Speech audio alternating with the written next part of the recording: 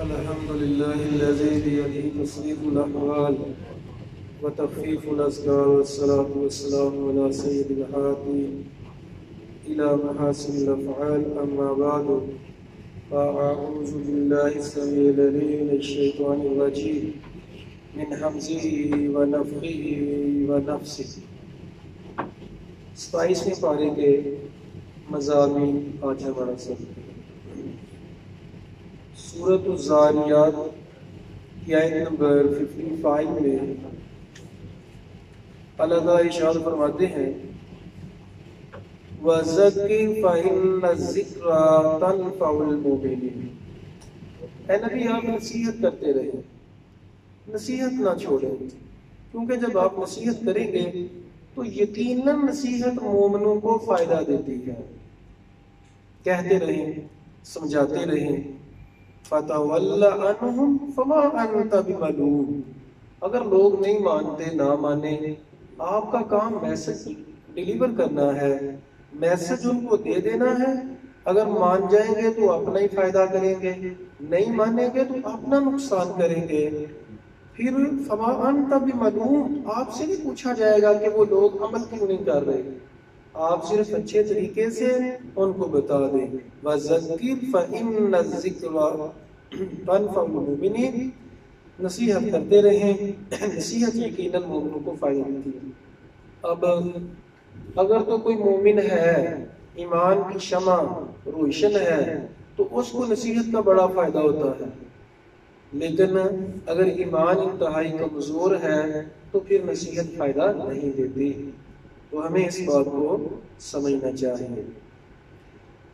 اسی طرح نصیحت بھی بار بار کرتے رہنا چاہیے، وقت کے مطابق بار بار نصیحت انسان کو کرتے رہنا چاہیے۔ آیت نمبر 56 میں اللہ تعالیٰ جنوں اور انسانوں کی پیدائش کا مقصد بیان کرتے ہیں کہ جنوں اور انسانوں کو پیدا کیوں کیا گیا ہے۔ وَمَا خَلَقْتُ الْجِنَّ وَالْإِنسَ إِلَّا لِيَعْبُدُونَ۔ اللہ فرماتے ہیں ہم نے جنوں اور انسانوں کو عبادت کے لیے پیدا کیا ہے، تاکہ ہماری عبادت کی جائے۔ اب عبادت میں کیا کیا چیزیں آ جاتی ہیں یہ ہمیں سمجھنا ہے۔ عام طور پہ یہی سمجھا جاتا ہے کہ عبادت سے مراد صرف سجدہ کرنا ہے، نماز پڑھنی ہے۔ ایسا نہیں ہے، ہر وہ کام عبادت ہے جو شریعت کے دائرے کے اندر رہ کے کیا جائے۔ نبی کریم صلی اللہ علیہ وسلم نے فرمایا وَفِي وُسْعَةِ أَحَدِكُمْ صَدَقَةٌ، کہ انسان جو ہے اگر اپنی بیوی سے جنسی خواہش پوری کرتا ہے تو یہ بھی نیکی ہے، یہ بھی عبادت ہے۔ صحابہ کرام نے کہا یا رسول اللہ یہ کیسے؟ کہا اگر وہ حرام کام کرتا تو اس کو گناہ ہوتا؟ ہاں ہونا تھا گناہ۔ تو نبی صلی اللہ علیہ وسلم نے فرمایا اس نے حلال کام کیا ہے تو یہ اس کی عبادت ہے، یہ اس کو اس کا ثواب ملے گا۔ راستے سے پتھر ہٹا دیا یہ عبادت ہے، حلال کی روزی کماتے ہیں یہ عبادت ہے، اپنی ڈیوٹی پوری کرتے ہیں یہ عبادت ہے، اچھے طریقے سے بولتے ہیں یہ عبادت ہے۔ نبی صلی اللہ علیہ وسلم نے تو یہاں تک فرمایا کہ اگر آپ گھر والوں کو کھلاتے پلاتے ہیں تو یہ بھی عبادت ہے۔ عبادت کا مطلب ہوتا ہے بندگی، یعنی غلامی، اللہ کی اطاعت میں، اللہ اور اللہ کے رسول کی اطاعت میں رہنا، یہ بندگی ہے، یہ عبادت ہے۔ تو شریعت کے دائرے کے اندر جو بھی ہم معاملہ کرتے ہیں، جو بھی ہم کام کرتے ہیں، شریعت کی حدود کے اندر رہ کے وہ عبادت ہے۔ تو اللہ تعالیٰ فرماتے ہیں کہ ہم نے جنوں اور انسانوں کو اپنی عبادت کے لیے پیدا کیا ہے، ہم ان سے رزق نہیں چاہتے، رزق تو ہم ان کو خود عطا فرماتے ہیں۔ آگے ہے سورۃ الطور۔ طور پہاڑ کا نام ہے جس میں موسیٰ علیہ السلام کو جس پر نبوت ملی تھی۔ وَكِتَابٍ مَّسْطُورٍ، کہا اللہ تعالیٰ فرماتے ہیں طور پہاڑ کی قسم اور کتاب مستور، لکھی ہوئی کتاب کی قسم، وَالْبَيْتِ الْمَعْمُورِ، اور بیت معمور کی قسم۔ یہ بیت معمور کیا ہے؟ بیت اللہ کے اوپر سید میں عرش کے اوپر اللہ کا ایک گھر ہے۔ بیت المعمور جسے کہتے ہیں جس کا طواف فرشتے کرتے ہیں۔ نبی کریم صلی اللہ علیہ وسلم نے فرمایا 70,000 فرشتے روزانہ بیت المعمور کا طواف کرتے ہیں۔ جو ایک دفعہ فرشتہ طواف کر لیتا ہے دوبارہ اس کی باری نہیں آتی، اتنی تعداد میں فرشتے ہیں۔ تو بیت اللہ کے بالکل اوپر اس کو بیت المعمور کہتے ہیں۔ بس سقف المرفوع، اور اٹھائی ہوئی چھت یعنی بلند آسمان کی، والبحر المسجور اور سمندر کی جس کو قیامت والے دن آگ لگا دی جائے گی، یعنی سمندر بڑک اٹھے گا۔ یہ قسمیں اٹھانے کے بعد اللہ فرماتے ہیں ان عذاب ربک لواقع، اے نبی تیرے رب کا عذاب واقعہ ہو کے رہنا ہے۔ اللہ نے جو عذاب نازل کرنا ہے وہ ہونا ہی ہونا ہے، ما لہ من دافع، اس کو کوئی روک نہیں سکتا۔ یوم تمور السماء مورا، جس دن جو ہے آسمان کانپ اٹھے گا اور پہاڑ ایسے چلیں گے جیسے ہوا میں تنکے چلتے ہیں۔ فَوَيْلٌ يَوْمَئِذٍ لِّلْمُكَذِّبِينَ، اس دن ہلاکت ہے جھٹلانے والوں کے لیے جو کیا کرتے تھے، الَّذِينَ هُمْ فِي خَوْضٍ يَلْعَبُونَ، جو لوگ غفلت کی زندگی میں کھیل رہے تھے، جنہوں نے غفلت میں زندگی بسر کی ان کے لیے ہلاکت ہے۔ یوم یدعون الی نار جہنم دعا، جس دن ان کو دھکے دے دے کے جہنم میں پھینک دیا جائے گا اور کہا جائے گا ھذہ النار التی کنتم بہا تکذبون، یہی وہ جہنم ہے جس کو تم جھٹلاتے تھے۔ افسحر ھذا، کیا یہ جادو تھا جو تمہیں سمجھ نہیں آتا تھا؟ ام انتم لا تبصرون، کہ تمہیں نظر نہیں آتا تھا؟ جب لوگ جہنم میں چلے جائیں گے تو وہ کہیں گے ہمیں دوبارہ واپس بھیجا جائے، تو اللہ کی طرف سے کہا جائے گا کیا یہ جادو تھا جو تمہیں سمجھ نہیں آتا تھا کہ شریعت کی ہم نے بات مانی ہے؟ ام انتم لا تبصرون، یا تم اندھے تھے جو تمہیں نظر نہیں آتا تھا اس وقت، اب کیسے عمل کر لو گے تم دوبارہ جا کے؟ اب تمہیں نہیں بھیجا جا سکتا۔ اصلوہا، جہنم میں داخل ہو جاؤ، فاصبروا او لا تصبروا، صبر کرو یا نہ کرو، سواء علیکم، برابر ہے تم پہ، انما تجزون ما کنتم تعملون، تمہیں آج بدلہ دیا جائے گا جو تم کرتے تھے۔ تو یہ تو جہنمی لوگوں کی بات ہے۔ اللہ تعالیٰ نے جہاں جہنم کا ذکر کیا وہاں جنت کا بھی ذکر کیا۔ آگے اللہ تعالیٰ متقین کی صفات بیان کرتے ہیں کہ متقین نعمت والی جنت میں ہوں گے، اللہ تعالیٰ ان کو عذاب سے بچا لیں گے۔ کلوا واشربوا ہنیئا، کہا جائے گا ہر وہ چیز جو تمہاری چاہت ہے تم لے سکتے ہو۔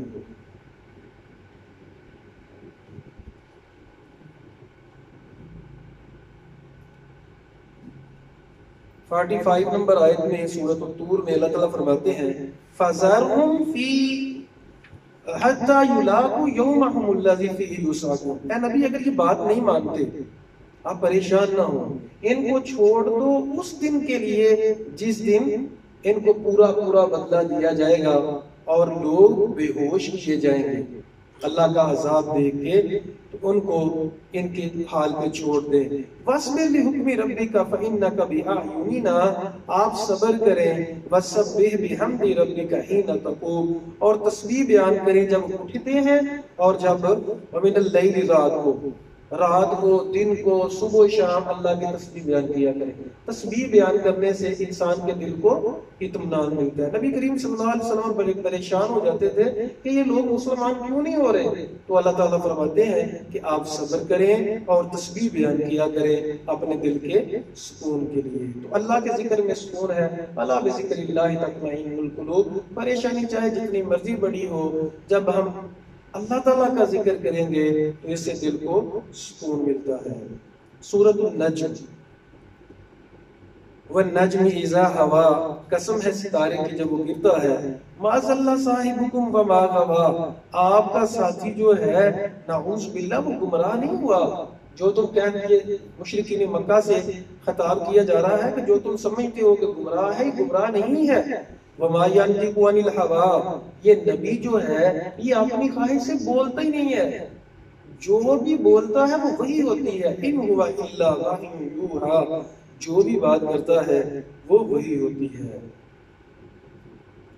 جبرائیل علیہ السلام کو اللہ تعالیٰ نبی کریم صلی اللہ علیہ وسلم نے 2 دفعہ حقیقی حالت میں دیکھا ہے۔ اللہ تعالیٰ بیان کرتے ہیں وَلَقَدْ رَآهُ نَزْلَةً أُخْرَىٰ، نبی صلی اللہ علیہ وسلم نے جبرائیل علیہ السلام کو دیکھا ہے کہاں؟ عند سدرۃ المنتہا، سدرۃ المنتہا۔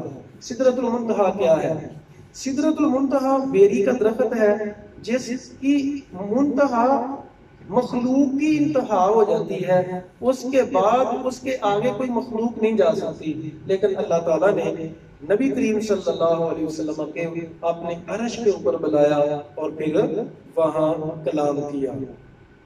اِذْ يَغْشَى السِّدْرَةَ مَا يَغْشَى مَا زَاغَ الْبَصَرُ لَقَدْ رَأَىٰ مِنْ آیَاتِ رَبِّهِ الْكُبْرَىٰ. معراج کی بات کی جا رہی ہے کہ نبی کریم صلی اللہ علیہ وسلم نے اس دن بڑی بڑی نشانیاں دیکھی. آیت نمبر 24 اور 25 میں اللہ فرماتے ہیں اَمْ لِلْإِنسَانِ مَا تَمَنَّىٰ. کیا ہر وہ بات جو انسان خواہش کرے گا اس کو مل جائے گا؟ کیا جو انسان خواہش کرتا ہے، جو بھی خواہش کرتا ہے، کیا اس کو مل جائے گا؟ دنیا کی بات کی جا رہی ہے. اللہ فرماتے ہیں نہیں ملے گا. فَلِلَّهِ الْآخِرَةُ وَالْأُولَىٰ. آخرت بھی اور پہلے بھی سارے حکم اللہ کے چلیں گے، انسان کے لیے نہیں. یہ دنیا کی بات ہے. ہاں اگر جنت میں پہنچ گیا انسان تو پھر اس کی ساری خواہشات پوری ہوں گی. دنیا میں خواہشات پوری نہیں ہوتی کسی بھی انسان کی. آج تک ساری خواہشات پوری نہیں ہوئی. اللہ تعالیٰ کے بعد رتبہ نبی کریم صلی اللہ علیہ وسلم کا ہے. نبی کریم صلی اللہ علیہ وسلم کی خواہش تھی میرے چچا مسلمان ہو جائے، جیسے ابھی درس میں ہم پڑھ رہے تھے. تو چچا مسلمان نہیں ہوئے. اللہ نے فرمایا اِنَّكَ لَا تَهْدِي مَنْ أَحْبَبْتَ. آپ جس کو چاہتے ہیں اس کو ہدایت نہیں دے سکتے. تو جب نبی کریم صلی اللہ علیہ وسلم کی خواہشات، حالانکہ ان کی خواہشات اپنی ذات کے لیے نہیں تھی، دین کے لیے تھی، تو وہ پوری نہیں ہوئی تو دوسرے انسان کی کیسے پوری ہو سکتی ہیں؟ آیت نمبر 28 میں اللہ تعالیٰ فرماتے ہیں ذَلِكَ مَبْلَغُهُم مِّنَ الْعِلْمِ. گمراہ لوگوں کے بارے میں بھی گمراہ لوگ بحث کرتے ہیں، عمل کی طرف نہیں آتے. جبکہ جو ہدایت یافتہ لوگ ہوتے ہیں وہ عمل کی طرف توجہ کرتے ہیں، بحث برائے بحث ان لڑائی جھگڑے کی طرف توجہ نہیں کرتے. ذَلِكَ مَبْلَغُهُم مِّنَ الْعِلْمِ. یہ لوگوں کے علم کی انتہا ہے. ان ربک هو اعلم بمن ضل عن سبیلہ. تیرا رب زیادہ جانتا ہے کون گمراہ ہے اور کون ہدایت پہ ہے. اللہ کو پتا ہے کون ہدایت پہ ہے کون گمراہی پہ. یہ بہت بڑا مسئلہ ہے ہمارے ہاں، لڑائی جھگڑے کا مسئلہ. وجہ ہی ایک یہ ہے کہ ہم خود فیصلہ کرنے بیٹھ جاتے ہیں کہ حق پہ کون ہے باطل پہ کون ہے. دیکھیں یہ اللہ کا کام ہے. ہمارا کام ہے اپنی بیسٹ کوشش کرنا، اپنی طرف سے جو بہترین دلائل ہیں ان کے اوپر عمل کرنا. لیکن اپنے آپ کو حق پہ کہنا، دوسروں کو گمراہ کہنا، اس کی ممانعت شریعت میں کی گئی ہے. اللہ فرماتے ہیں اللہ جانتا ہے کون ہدایت پہ ہے اور کون گمراہ ہے. وَلِلَّهِ مَا فِي السَّمَاوَاتِ وَمَا فِي الْأَرْضِ. اللہ ہی کے لیے ہے جو کچھ آسمان میں ہے اور جو کچھ زمین میں ہے. الذین یجتنبون. اب اللہ تعالیٰ اپنے خاص بندوں کی بات بیان کرتے ہیں.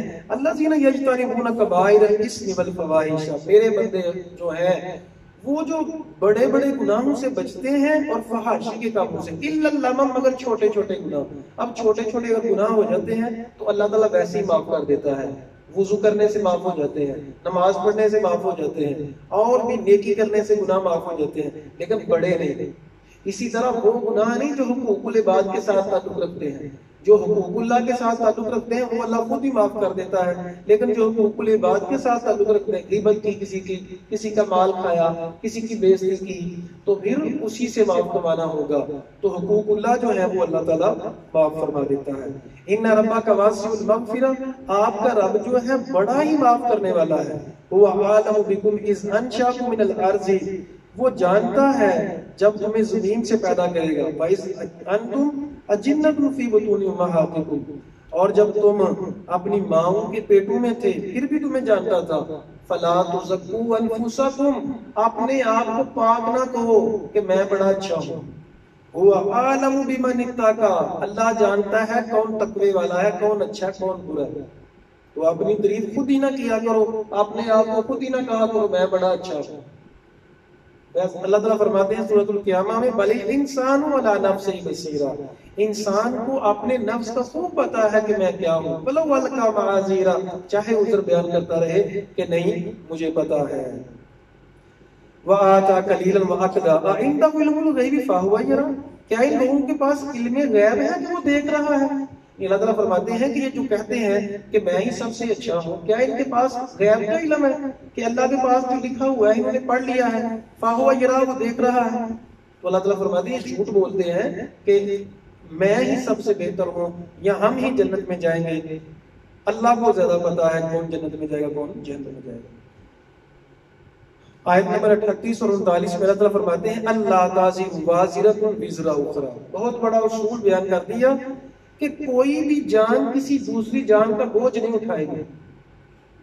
وَأَنْ لَيْسَ لِلْإِنسَانِ إِلَّا مَا سَعَى, اور انسان کو وہی ملتا ہے جو کوشش کرے گا, دنیا میں بھی اور آخرت میں بھی. انسان کو صرف وہ ملے گا جو اس کی کوشش کرے گا. وَأَنَّ سَعْيَهُ سَوْفَ يُرَى, اور اپنی کوشش کو ان قریب وہ دیکھے گا. اس آیت سے مفسرین اور محدثین یہ نکالتے ہیں کہ یہ جو قرآن کی محفلیں, یہ جو قرآن خوانی, یعنی بندہ فوت ہو گیا انسان اور اس کے بعد قرآن خوانی کرواتے ہیں لوگ, اس کا میت کو فائدہ نہیں ہوتا. کیوں کہ میت جو خود کرے گی وہی اس کو فائدہ ہوگا. صرف اولاد, 3 چیزیں ہیں جو انسان کرتا ہے تو اس کو فائدہ ہوتا ہے. صدقہ جاریہ اپنے ہاتھ سے کر دیا ہے, علم جو ہے اپنے ہاتھ سے چھوڑ گیا ہے, کسی کو علم سکھا کے گیا ہے. اپنی اولاد, ظاہری بات ہے وہی اولاد اس کے لیے دعا کرے گی نا جس کی تربیت اس نے کی ہے. جس اولاد کی تربیت ہی نہیں کی وہ دعا کیا کرے گی. تو یہ 3 چیزیں ہیں جو انسانوں نے خود اپنی طرف سے چیزیں بنائی ہوئی ہیں, ان کا اس کو قبر میں کوئی فائدہ انسان کو نہیں ہوتا, دعا کا فائدہ ہوتا ہے. صدقہ و خیرات اگر کیے جاتے ہیں چونکہ شریعت میں آ گیا, نبی صلی اللہ علیہ وسلم نے بتا دیا. تو جو اپنی طرف سے لوگ قرآن خوانی وغیرہ کراتے ہیں جس کی شریعت میں کوئی دلیل نہیں ہے تو اس کا فائدہ میت کو نہیں ہوتا, کیونکہ اللہ تعالیٰ فرماتے ہیں یہاں انسان کو وہی ملے گا جس کی اس نے خود کوشش کی ہے, اور اپنی کوشش کو یہ دیکھے گا قیامت والے دن, اور قبر میں جا کے اپنی کوشش کو دیکھے گا. ثم یجزاہ الجزاء الاوفی, پھر اس کو پورا پورا بدلہ دیا جائے گا. افمن ھذا الحدیث تعجبون, آیت نمبر 59 میں اللہ فرماتے ہیں کیا اس قرآن سے یہ لوگ تعجب کرتے ہیں, کیا ان کو سمجھ نہیں آتی یہ قرآن. وتضحکون ولا تبکون, اور اللہ فرماتے ہیں تم ہنستے ہو روتے نہیں ہو.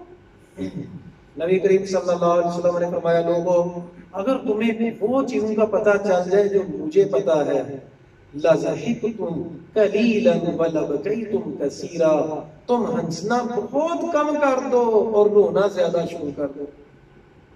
تو اللہ تعالیٰ فرماتے ہیں تم لوگ کیا کرتے ہو, ہنستے ہو اور روتے نہیں ہو. وَأَنْتُمْ سَامِدُونَ, اور تم غفلت کی زندگی بسر کر رہے ہو. فَاسْجُدُوا لِلَّهِ وَاعْبُدُوا, اللہ کو سجدہ کرو اور اللہ کی عبادت کرو, اللہ کے بندے بن جاؤ, اللہ کی بندگی کرو. یہ سورہ جو ہے نبی کریم صلی اللہ علیہ وسلم نے سورۃ النجم قریش کے سامنے پڑھی تو قریش کے لوگ کافر تھے. اس سورت کی دہشت سے, اس کے اثر سے سارے کے سارے سجدے میں پڑ گئے. پھر بعد میں انہوں نے کہا ہم نے کیا کر دیا, تو جب کسی اور نے کہا کہ تم نے سجدہ کر دیا ہے تو انہوں نے کہا نہیں, ہم نے اپنے بتوں ہی کو سجدہ کیا ہے. لیکن اس وقت سب نے سجدہ کر دیا تھا کیونکہ اس میں اثر بہت زیادہ ہے. سورۃ القمر ہے جی آگے, اقتربت الساعۃ وانشق القمر, قیامت قریب آ چکی ہے. وانشق القمر, اور چاند پھٹ گیا, چاند 2 حصے ہو گیا. یہ نبی کریم صلی اللہ علیہ وسلم کا مکہ میں معجزہ جو تھا اس کی بات کی جا رہی ہے. قریش نے کہا کہ اگر آپ نبی ہیں اللہ کے تو چاند کے 2 ٹکڑے کر کے دکھائیں. نبی کریم صلی اللہ علیہ وسلم نے اللہ کے حکم سے اشارہ کیا اور چاند کے 2 ٹکڑے ہو گئے. اللہ تعالیٰ فرماتے ہیں وانشق القمر, چاند جو ہے 2 ٹکڑے ہو گیا. لیکن ظالم جنہوں نے ڈیمانڈ کی تھی وہ ایمان پھر بھی نہ لائے. وَإِن يَرَوْا آيَةً يُعْرِضُوا وَيَقُولُوا سِحْرٌ مُسْتَمِرٌ, یہ نشانیاں دیکھ لیتے ہیں. یہ چاند جو 2 ٹکڑے ہوا تھا انہوں نے نشانی دیکھی تھی لیکن کہتے ہیں سحر مستمر, یہ تو جادو ہے. وَكَذَّبُوا وَاتَّبَعُوا أَهْوَاءَهُمْ كُلُّ أَمْرٍ مُسْتَقِرٌ, انہوں نے جھٹلایا اور اپنی خواہشات کی پیروی کی. جس نے ماننا ہوتا ہے اس کے لیے ایک ہی دلیل کافی ہوتی ہے, اور جس نے نہیں ماننا ہوتا اس کے لیے 100 دلیلیں بھی کافی جو ہے نہیں ہوتی. کیونکہ جس نے ماننا ہے اس کے پاس 100 طریقے ہوتے ہیں ماننے کے لیے, اور جس نے نہیں ماننا ہوتا اس کے پاس 100 بہانے ہوتے ہیں. فَبِأَيِّ آلَاءِ رَبِّكَ تَتَمَارَىٰ, اللہ فرماتے ہیں تم اپنے رب کی کون کون سی نشانیوں کے بارے میں جھگڑا کرو گے, نہیں مانو گے.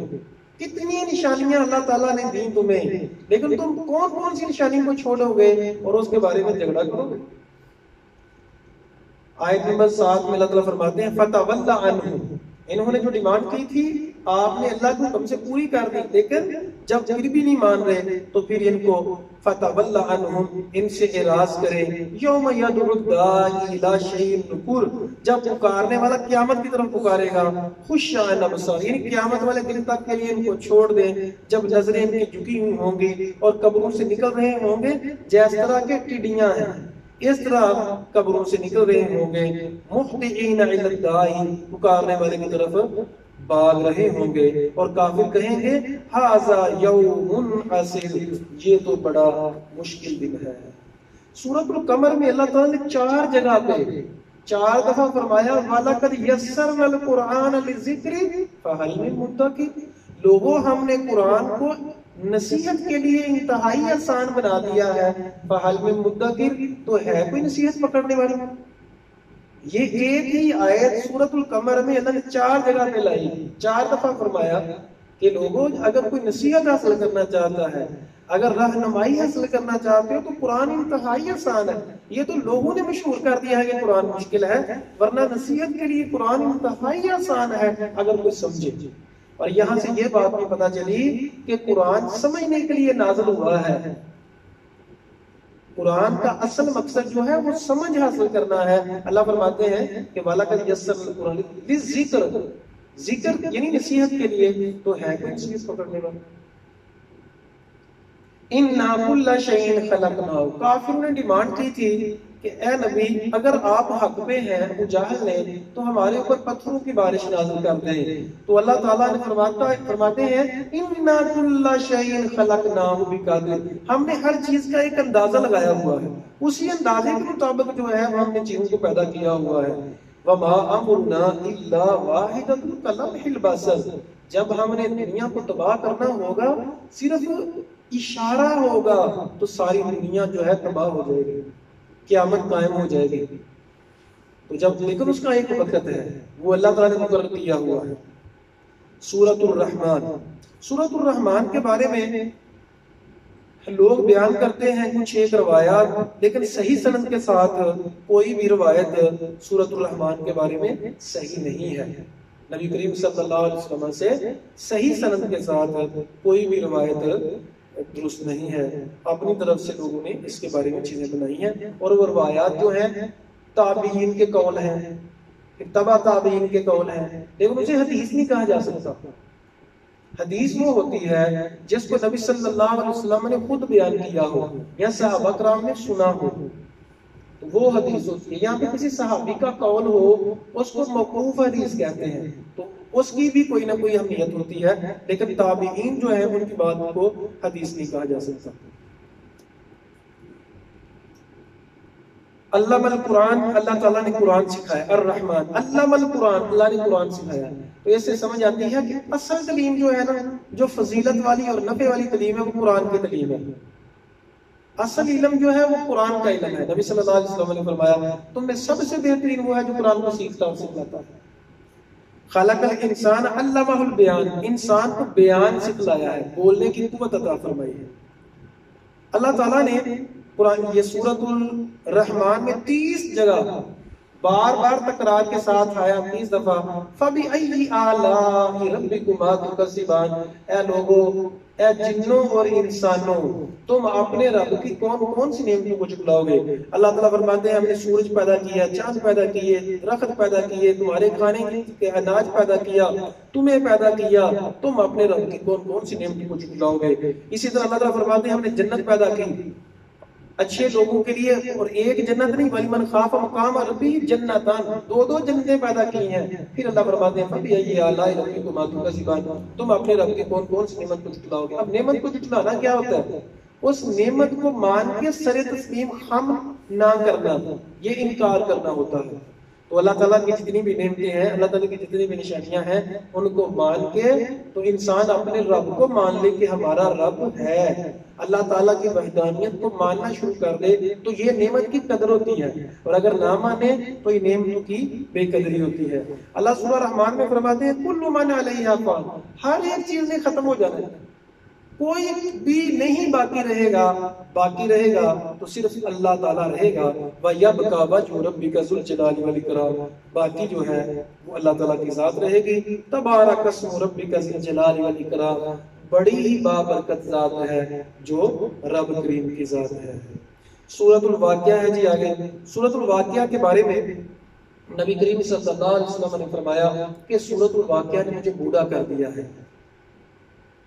اس میں آیات جو ہے اس کے اندر اتنا اثر ہے، اور قیامت والی عذاب والی آیات ہیں، فرمایا انہوں نے مجھے بوڑھا کر دیا ہے۔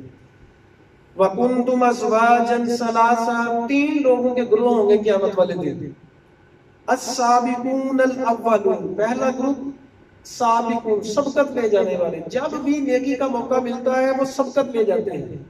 اور دوسرا دائیں ہاتھ والے، جن کا نامہ اعمال دائیں ہاتھ میں ملے گا۔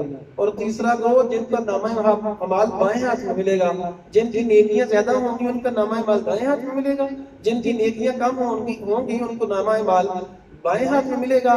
اور السابقون جو ہیں ان کے تو کیا کہنے ہیں، وہ جو جب بھی نیکی کا موقع ملتا تھا وہ آگے بڑھ جاتے تھے، اس میں سستی نہیں کرتے تھے۔ تو اللہ تعالیٰ نے یہاں 3 طرح کے لوگوں کی بات کی۔ تو اللہ تعالیٰ سے دعا ہے اللہ تعالیٰ ہمیں سابقون میں کر دے، سابقون اور اولون میں کر دے۔ اللہ تعالیٰ پوچھتے ہیں لوگوں، یہ جو تمہاری کھانے کی چیزیں ہیں یہ تم نے پیدا کی ہیں کہ اللہ نے؟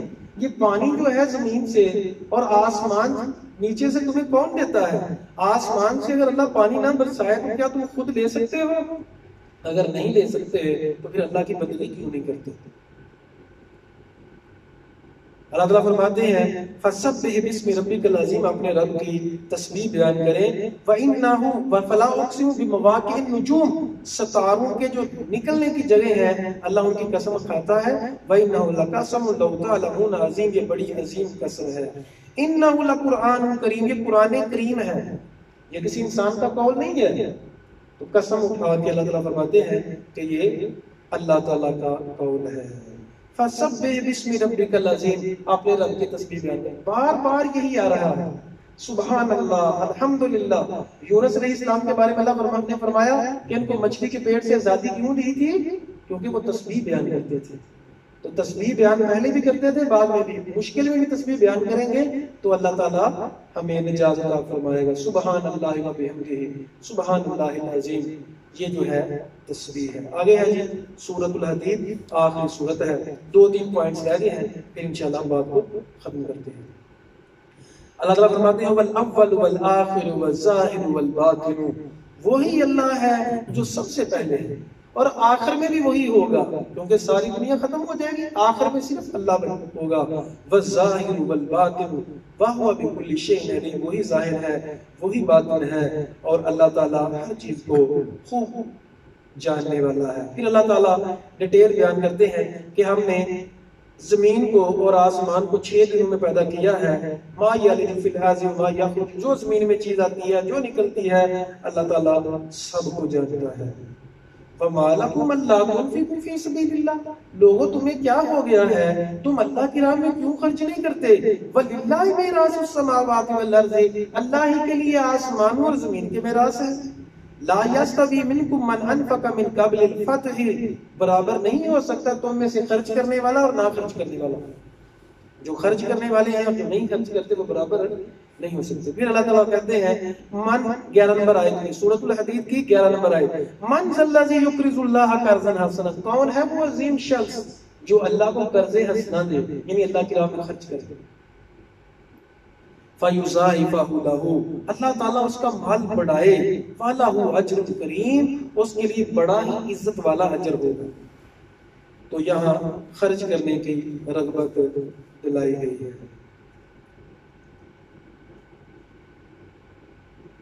اعلموا انما الحیات الدنیا لعب ولہو، آیت نمبر 20 میں اللہ فرماتے ہیں لوگوں یہ اچھی طرح سے جان لو، یہ دنیا کی زندگی کھیل تماشا ہے، وزینت خوبصورتی ہے، وتفاخر بینکم اور آپس میں بس فخر کرنا ہے، وتکاثر فی الاموال والاولاد مال اور اولاد کی کثرت ہے بس. یہ دنیا الدنیا ملعون و ملعون ما فیہا، نبی صلی اللہ علیہ وسلم نے فرمایا دنیا جتنی بھی ہے یہ لعنتی ہے اور جو کچھ بھی اس میں ہے لعنت، مگر اللہ کا ذکر، اللہ کا ذکر اور اللہ کے ذکر کے ساتھ جتنی چیزیں ریلیٹڈ ہیں ان کے اوپر لعنت نہیں بلکہ دنیا نہیں ہے، باقی سب پہ اللہ کی لعنت ہے. نبی کریم صلی اللہ علیہ وسلم نے فرمایا کہ اگر اللہ تعالیٰ کے ہاں دنیا کی اہمیت ایک مچھر کے پر کے برابر ہوتی ہے، اللہ کسی کافر کو پانی کا گھونٹ نہ پینے دیتا.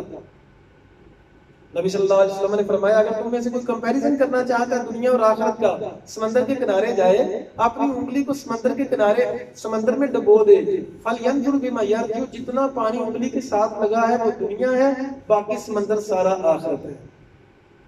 تو عقل مند انسان وہی ہوتا ہے جو سارے سمندر کے لیے یعنی سارے سمندر کو برباد نہیں کرتا ایک قطرے کے لیے، یعنی آخرت کو برباد نہیں کرتا اپنی دنیا کو رکھنے کے لیے. جتنا اللہ تعالیٰ نے قسمت میں لکھا ہے وہ ملے گا، تو جو باقی جو قسمت میں نہیں لکھا وہ نہیں مل سکتا. آخری آیت ہے جی، آخری پوائنٹ آیت نمبر 27. اللہ تعالیٰ فرماتے ہیں کہ جو عیسائی لوگ ہیں انہوں نے رہبانیت کا خود آغاز کیا. اللہ نے اجازت نہیں دی رہبانیت کی. رہبانیت کیا ہوتی ہے؟ گھر بار کو چھوڑ کے جنگل میں چلے جانا اور اللہ کی عبادت کرنا. اللہ تعالیٰ فرماتے ہیں کہ عیسائیوں کو بھی اجازت نہیں دی. نبی کریم صلی اللہ علیہ وسلم نے فرمایا لا رہبانیت فی الاسلام، اسلام میں رہبانیت کی بالکل بھی گنجائش نہیں ہے. نبی کریم صلی اللہ علیہ وسلم کے گھر 3 لوگ آئے. ایک نے کہا امی عائشہ صدیقہ کو کہ میں گھر بار چھوڑ کے جنگل میں چلا جاؤں گا اور ساری زندگی عبادت کروں گا تاکہ میرا اللہ خوش ہو جائے. نبی صلی اللہ علیہ وسلم جب گھر آئے، آپ صلی اللہ علیہ وسلم نے 3 لوگوں کو بلایا اور کہا اگر تم اسی کے اوپر مر جاتے تو گمراہی کے اوپر مرتے، کیونکہ میں نے گھر بار نہیں چھوڑا، میں نہ گھر بار چھوڑنے کی اجازت دیتا ہوں کہ جنگل میں چلے جانا تاکہ کسی کے ساتھ واسطہ نہ ہو. رہبانیت جو ہے یہ جو لوگ بن جاتے ہیں، راہب بن جاتے ہیں، دنیا کو ترک کر دیتے ہیں، یاد رکھیے گا اسلام نے ایک تو اللہ تعالیٰ نے یہاں قرآن میں فرما دیا، نبی کریم صلی اللہ علیہ وسلم کی بیشتر احادیث ہے کہ آپ صلی اللہ علیہ وسلم نے بڑی سختی سے منع کیا ہے رہبانیت اختیار کرنے سے. جنہوں نے پیدا کیا ہے ان والدین کا حق ہے کہ ان کی خدمت کی جائے، بہن بھائیوں کا حق ہے کہ ان کی خدمت کی جائے. اور جو کوئی جوان ہے نبی صلی اللہ علیہ وسلم وہ شادی کرے، شادی کو چھوڑ نہیں سکتا، اسلام نے اجازت نہیں دی. اللہ تعالیٰ سے دعا ہے اللہ تعالیٰ حق بات کو سمجھنے کی اور اس پر عمل کرنے کی توفیق عطا فرمائے. اقول کو لہذا استغفر اللہ لی ولکم ولسائر المسلمین.